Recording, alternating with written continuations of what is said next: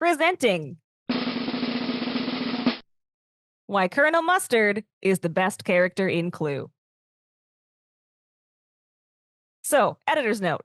This PowerPoint is based entirely on the cards from the 1996 Classic edition of Clue. As I discovered during my search for images, there are 8,000,001 versions of each character design exactly. All will need a separate PowerPoint. This is just 1996 Classic edition.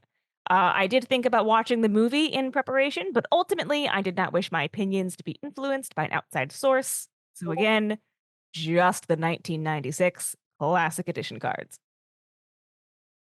So imagine you're in a house with these 5 losers. I say 5 because obviously Colonel Mustard is not a loser and nobody cares about Mr. Body.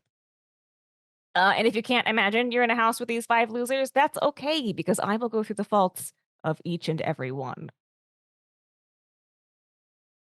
Starting with Mr. Green.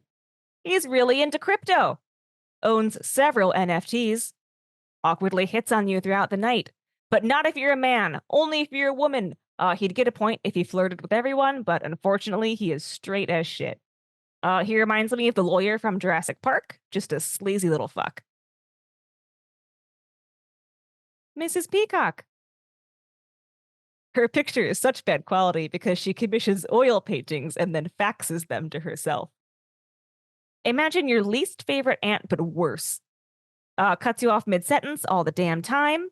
Always wine drunk, but not in a good way. Hates that restaurant you love. Her only redeemable trait is that she's probably murdered her last 4 husbands and is likely in the middle of murdering the current one.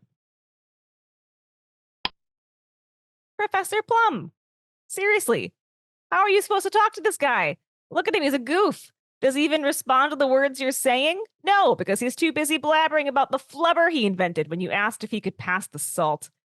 His crooked bow tie would be fine if he was like adorably bad at tying it, but like that's probably just one of the many things he's really bad at. And it's just like, it's not even like endearing at this point. It's just like, get yourself together, Professor Plum. He lost his PhD physically, he lost the physical PhD. And he's really just a worse version of Blathers the owl from Animal Crossing.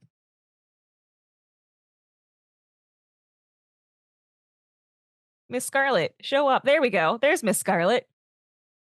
She's really just too fabulous to like comfortably be around. Like, look at her. She's great. But she has no time for you or your Old Navy jeans. Also, a sexy saxophone like that one probably plays every time she speaks. She's low-key and high-key judging you, and she does not share her eyeliner tips. Mrs. White. Okay, listen, she's nice. But you always get the feeling she expects something in return for being nice.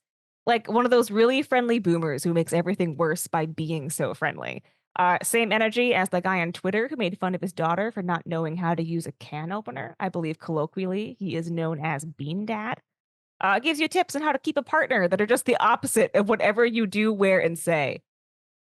And then finally, You are my dad. You're my dad. Woogie, woogie, woogie. Colonel Mustard! If you came in from a storm, he would give you tea, just wholeheartedly welcome you into his home. Like, yes, he's a war guy, but he's trying to atone for his sins. He has a lot of past trauma, and he doesn't like the person he used to be. His kindly, jolly demeanor hides a sad interior.